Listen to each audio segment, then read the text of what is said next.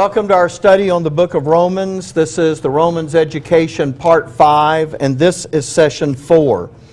We've been talking about our relationship to government in Romans chapter 13, verses 1 through 7. Today we're going to finish and complete the first two verses of this chapter. So let's just take a look at them up on the PowerPoint.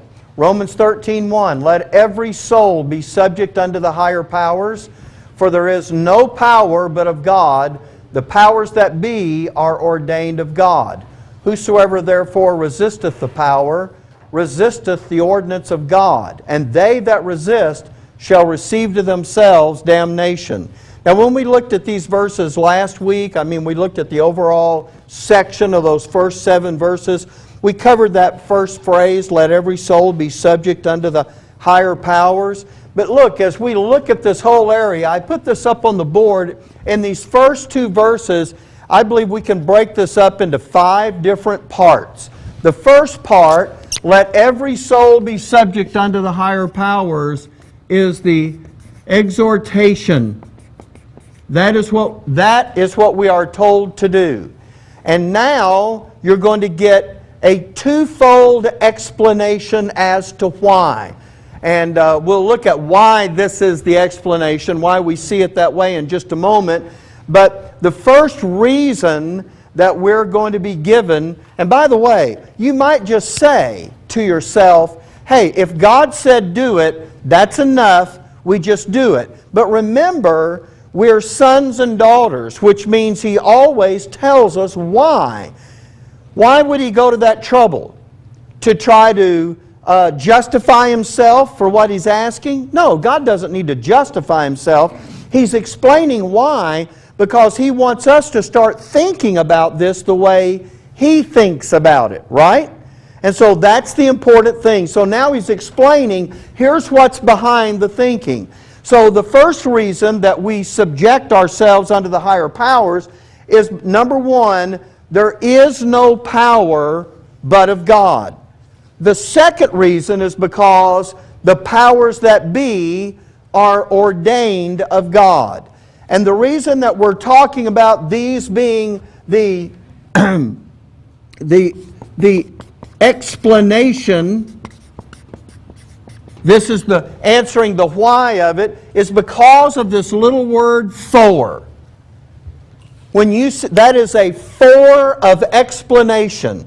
In other words, when He tells you something and then He says for, then what He's doing is He's explaining why about that thing that just was stated.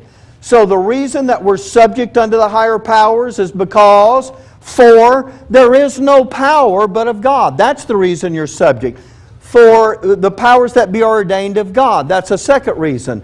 When you get into verse 2, it looks like, there's 2 more components to this, but I see these 2 components as conclusion. And the reason I see them as conclusion is because of the word therefore. When you see that word therefore, you're drawing a conclusion. It was cold, therefore we turned the heaters on. You're coming to a conclusion based on the previous statement. So you're given an exhortation, you're given an explanation as to why we're to obey that explanation, how we're supposed to view government, and how we're supposed to respond to it. And then there's a conclusion, and there's 2 parts to the conclusion. This is really pretty simple. I think anybody could have broken this down exactly this way, just paying attention to the fact that there is, if you look up there at verse 1, let every soul be subject unto the higher powers, period. There's one complete thought. Now look at the rest of verse 1, which I think has 2 more components to it. For there is no power but of God, colon. And that colon isn't quite the stopping power of a period, but it's the next highest stopping power that we have in the English language, which means you understand what's in that first phrase before you move on to the next phrase. And here's the next one. The powers that be are ordained of God, period. So what you have is the first sentence, here's the second sentence divided into two components, and then you get verse 2. This is one sentence, but look, it's also divided by a colon. Whosoever therefore resisteth the power, resisteth the ordinance of God, colon. So there's part 4, and then, and they that resist shall receive to themselves damnation, and there's part 5. Now there's a lot of things that I know you're looking at with that, and you're thinking, like that last phrase, I don't understand that. What is that talking about? We're going to cover all of that in the sessions today. But that's the breakdown that we're going to start going through here. That's the outline that we're going to use as we begin to go through this. So that first component, the exhortation, is to let every soul be subject unto the higher powers. As we talked about last week, the higher powers is the positions of governmental authority on this earth that are occupied by men. I talked to you about, was that a reference to angelic powers, and I demonstrated to you that that is not a reference to the heavenly places or to the angelic powers at all. And so now that we've got that little breakdown out of the way, let's see if we can just zero in on this first verse. Romans chapter 13, verse 1. Let every soul be subject unto the higher powers. That's the exhortation. Now here's the first component. For there is no power but of God. And when we read the fact that God says there is no power, now look, I talked to you last time about looking at powers plural and power singular, but here's what I want to say about that. When he says, let every soul be subject unto the higher powers, that's governmental power. There is no power but of God. That is a way of saying there wouldn't be any governmental power at all unless God brought it into existence. That's what it's saying when it says, for there is no power but of God. In other words, there is no governmental authority, no matter what kind it is. It doesn't matter, folks, if it's a communist dictatorship or a republic, as this country was founded to be, or a democracy, or it doesn't matter. It doesn't matter. God is the creator and the institutor of human government. And He, as I told you last time, right at the end of the sessions, He has human government designed to do one main thing. Now, it does do lots of things, and the Bible's not against it doing more than one thing, but at its core, it has to do one major thing. Look, you have a fire department. Most towns have a fire department. You know what the main job of the fire department is? Put out fires. That was difficult, wasn't it? Put out fires. There are other things that a fire department may do. Lots of times, if there's been an accident, the fire department shows up, because sometimes the people who volunteer are EMTs or paramedics, or what, depending on the state that you're in, what they use there. But they may do some medical stuff. But the main job of the fire department is to put out fires. And if they don't do that, then you're going to have to find something that can replace that. Because nobody else is equipped to do that. The police are not equipped to do that. You've got to show up with a truck that has the ability to pump water without being hooked up to a hydrant. You've got to have hoses that'll reach a long distance. You've got to have the gear to protect the men who are actually going to go into the building and try to fight the fire, or even to fight it from the outside. All of that, I'm just using that to illustrate, to say government, human government, as far as God is concerned, the reason He created it is wrapped up in one single issue. Now, we talked about that issue. In fact, Linda blurted the word out. Everybody was giving me words, and all of those were correct. She blurted out the word that I wanted us to get to, and we're going to talk about that in just a minute. As a matter of fact, what we're going to do today, I think, is going to be very, very interesting. Because now, you're going to get to go back, and you're going to get to take a look at what God did, the things that were going on in this earth that made God usher in human government and institute it on the earth, and to know why He did that. So the very first thing that you learn is God is the institutor or the creator of human government. Why is that important? Listen carefully. Because government is not man's idea. In fact, you can look at it from Adam all the way to the flood of Noah, and there is no human government anywhere in those 1700 years. Government is not, and so when God instituted government, by the way, when He instituted it after the flood, He didn't institute one single government. He instituted many different governments. Today we have many governments. Every nation of the world has its own governmental setup, and those governments differ from each other. And God's okay with that. Because all He's after in every single one of those governments is that one single core issue that He wants government to accomplish. And government, well, anyway, we're going to talk about that. There's something else I need to say to you before we move to the next phrase.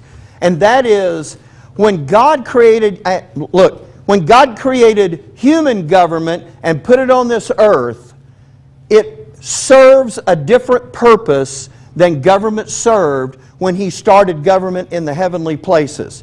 Now, I told you that when God first instituted governmental power, He did that in the heavens. And in the heavenly places,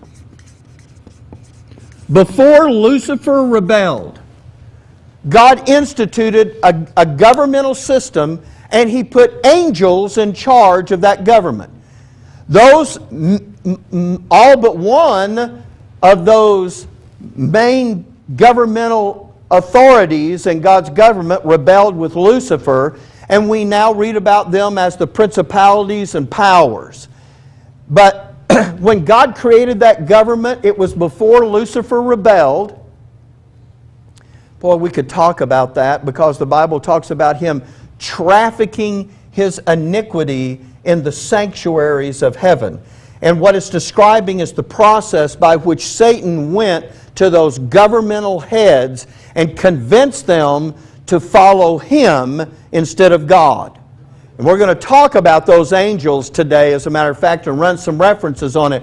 But when God first created the government in the heavenly places, there was no sin and there was no lawlessness. So you can't get the idea that the purpose of government is to deal with lawlessness. That's not what this is about. Not in the heavenly places. In the heavenly places, and I'm just going to shorten this up for you, government is a system of controls, and it's a system of controls by which God has chosen to accomplish His business. That's how God was going to get it done in the heavens. It is a system of controls by which God is going to accomplish His plan and purpose in the heavens. One day in the future, when we get out here into the kingdom, when Jesus comes back, defeats His enemies, sets up His kingdom, and Jesus becomes the King of Kings, there is going to be another government set up. As a matter of fact, take a look with me. I don't have it on the PowerPoint, but take a look at Isaiah. The book of Isaiah, chapter 9. And let me just show you something. This is sitting back there. Isaiah is is a prophet of the fifth course of punishment. But when we're reading about Isaiah, when we're reading what Isaiah wrote, he's going to make a prophecy about something. And it's going to be with regard to this government. It's taking me forever to get through Isaiah. Isaiah chapter 9, and look with me at, well, I said chapter 9, and let me just see. I had the wrong verse in my... Okay, here it is. Isaiah chapter 9, look at verse 6. For unto us a child is born, unto us a son is given. And who is that child that's being referred to by the prophet? That'd be Jesus. And look what it says. And the government shall be upon his shoulder. What does that mean, the government shall be upon his shoulder? Yeah, he's the one that's going to carry that government. He's the head of that government. And the government shall be upon his shoulder. And his name shall be called, and look at this, Wonderful, number 2, Counselor, number 3, the Mighty God, number 4, the Everlasting Father, number 5, the Prince of Peace. And those 5 titles line up with the 5 mandates of the Davidic covenant. But as you look at that, verse 7, of the increase of his government and peace there shall be no end upon the throne of David and upon his kingdom, to order it and to establish it with judgment and with justice from henceforth, even forever. The zeal of the Lord of hosts shall perform this. Over and over we find in this that the government is going to be upon his shoulder. That not just the throne of David and his kingdom, but of the increase of that government there shall be no end. And what he's talking about is what's going to happen over here in the kingdom. Now look, once Christ puts down all enemies, once the millennium is over and all of God's enemies are consumed at the last great battle, once we go out into the dispensation of the fullness of times, and God has brought all things in heaven and all things in earth together under the headship of Jesus Christ. And now we move out into the ages to come. And Jesus bears this title of King of Kings and Lord of Lords. And the last enemy, which is death, is going to be overcome. There's not going to be any more Lucifer rebellion to deal with. There's not going to be any more Antichrist to deal with. There's not going to be any more devil to deal with, or any of his fallen angels to deal with. And yet God has decreed that He is going to have a government that is going to go on. And I'm going to look at these words right here. And it says that that government will be henceforth even forever. So why does God have that government? Because government is government is a system of controls by which God has chosen to accomplish His business. That's true in the beginning, before there was sin, and it's going to be true in the end when we get out past this. Everybody with me so far? Okay, so that's what God is doing with that government. But when God brought government, human government, onto the earth, He doesn't do that until here, after the flood. Now, at this place, you have human government. Although the original purpose of government was the means by which God has chosen. By the way, you're going to be in that government in the heavenly places.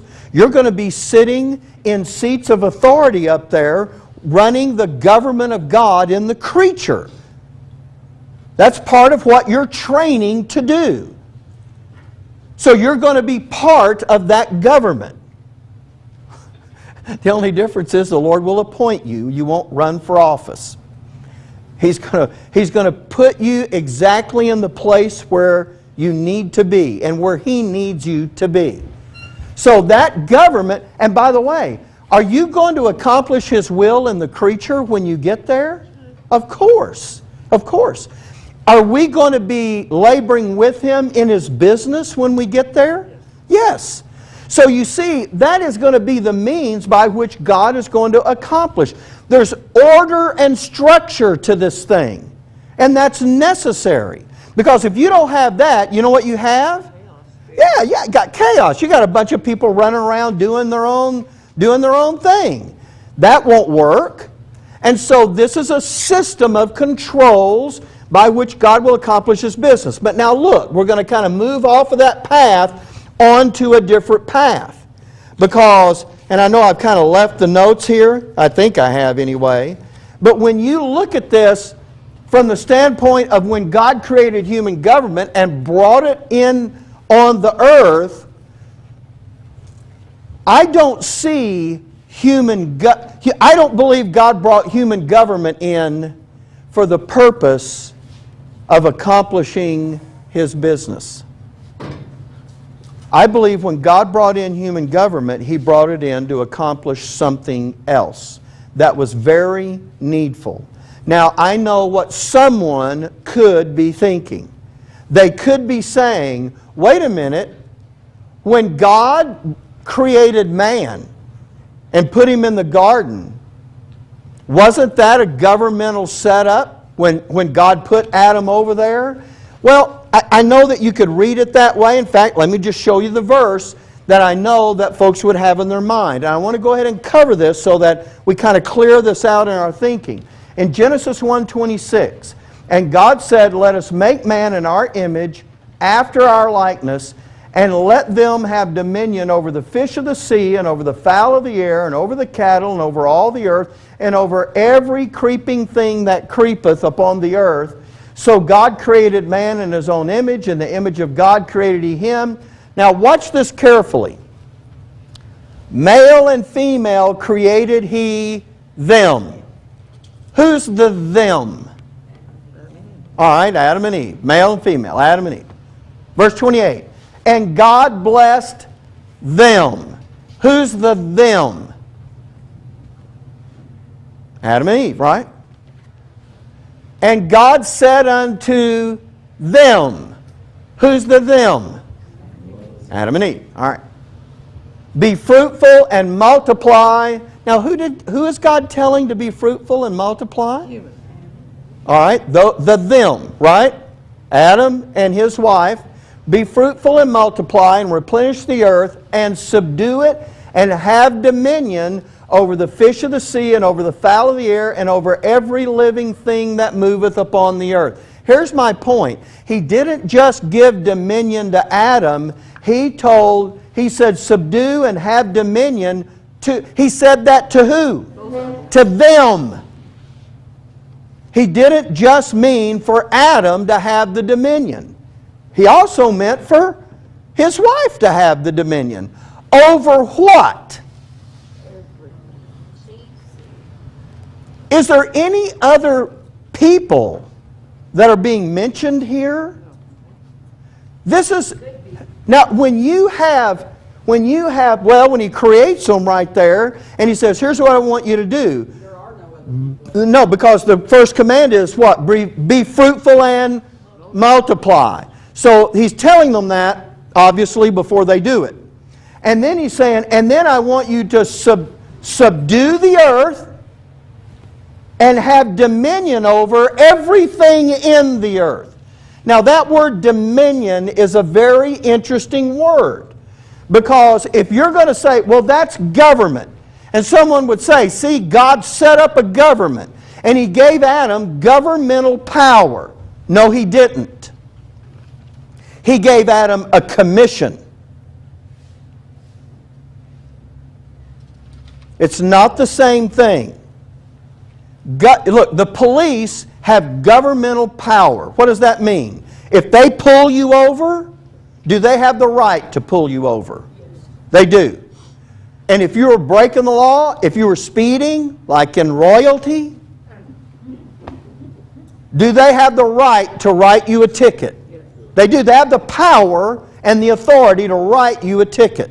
And you know what? When you go, if you don't pay it, but you want to contest it, I mean, you could go try to do that. But listen, the system is set up to enforce the law, right? And if you're really endangering people, which cannot happen in royalty, because there is no one. Okay, a building can follow you. If you're endangering people, do they have the power to arrest you? Well, sure they do. That's governmental power. But look, and so what do we do? How do we respond to that? Because they have that power. So you know what? When I see the light come on, I just pull over.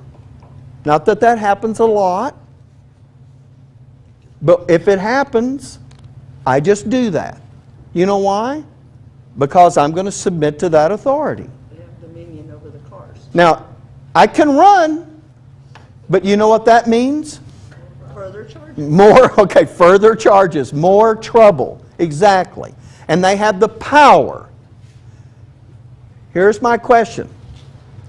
If Adam is given the power, then why is he told, be fruitful, multiply, replenish the earth? Here's the part. Then why is he told to subdue it? What does it mean to subdue something? Take it under control. When you, Boss it around. If you subdue, when the police subdue a suspect, what are they doing? Taking it under control. And they're using what to do it? Any means. You said it, any means. They're using force, aren't they, to do that? They're forcing them to comply. And then have dominion. Now, someone will look at that and say, well, because God gave Adam dominion. I'm not so sure he gave Adam dominion. I think he told Adam to subdue it and have dominion. And I think there's a subtle difference there. I think he told that. That's why I think this is a commission. I don't think any of it is automatic. In other words, be fruitful and multiply is not an automatic. That's something Adam and Eve have to do. Subdue and have dominion is something they have to do. Are you with me so far? All right, I know someone's going to disagree with this, but listen, here's my point. Can you have dominion without having governmental authority? Can someone have dominion over something or someone without having governmental authority? Absolutely. And just because you see the word dominion doesn't mean you automatically say this is the start of human government. A guy can hold you up at gunpoint and rob you, and for those minutes he's in your presence, he may have dominion over you. But it's lawless. That's not governmental authority, right? And that's my point. Just because you read the word dominion, by the way, does the word dominion show up in Romans 13, 1 through 7? No. No. Those words of power and powers, they don't show up in Genesis 1. We're talking about Adam being told to subdue and have dominion. That's a commission. All right, now, here's the thing I want to do. I'm going to take you to this next verse because the Bible talks about dominion. Even Paul in the book of Romans talks about things having dominion and they don't have anything to do with human government. I'm trying to show, here's my point. Just because you see the word dominion doesn't mean that's human government. Dominance. Right. If you have dominion, it means you have overcome someone. Well, I think I have a deal we're going to read in a minute that actually give us the definition. But look at this. In Romans 6:14, for sin shall not have dominion over you, for you're not under the law, but under grace. Well, look, does that have anything to do with governmental authority? No, absolutely not. It means don't let that sin is not supposed to overcome you. Here's everybody with me? Any question? You say, okay, what are you trying to prove? I'm trying to prove that the dominion that was given to Adam in Genesis 1 is not the same thing as the governmental authority that God established in the days after the flood. Now we're going to go over there and look at that. I'm just trying to show you that the word dominion doesn't automatically mean governmental authority. Here's the next verse. Romans chapter 6, verse 9. Knowing that Christ, being raised from the dead, dieth no more, death hath no more dominion over him.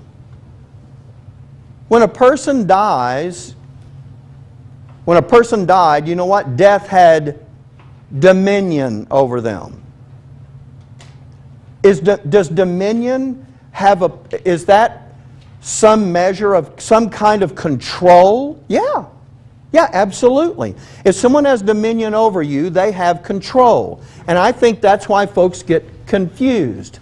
Because the number one thing that God wants human government to do is to control. If government can't control its citizens, then that government will fall. And there is no peace. Exactly right. What you have is anarchism and chaos. And so the number one thing when God created, and you're going to find out why. In fact, that's the very interesting part that I wanted us to get to. Because after Adam fell in the garden,